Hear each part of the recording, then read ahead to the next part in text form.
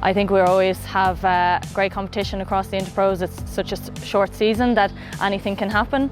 We've got build-up games coming up, so anything can happen. We always have the major rivalry with Munster going on, the same as the final the last couple of years, but we won't rest on our laurels in any game, and we'll put our best foot forward and hopefully compete really well.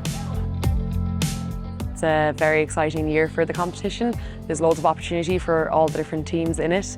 And for myself, I'm just delighted to be back on the pitch playing again.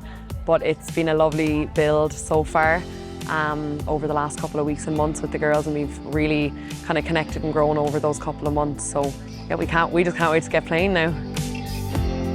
Each of the provinces have their own strengths and their own weaknesses, and Munster is always hard because they're a big physical team, and Leinster just have so much depth.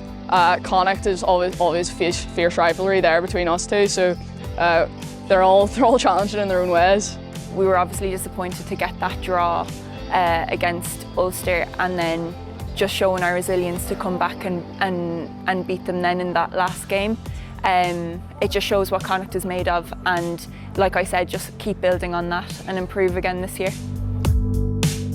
We prepare the same as we always would. We work hard in pre-season, we build up our bonds between each other, and we just get our content done on pitch. So no pressure feeling really, but just working hard to get towards a good outcome. When you look at the past few seasons in Munster, there's been really lovely foundations laid and really good foundations laid, so there's always kind of a springboard that we can get off, and yeah, this year we'll plan to kind of excel and build and learn off of those performances. Going into this season, we're really pushing to try and get a few more wins on our board. We were close in a lot of the matches last year, so trying to convert those into wins and then pushing to try and get into that final.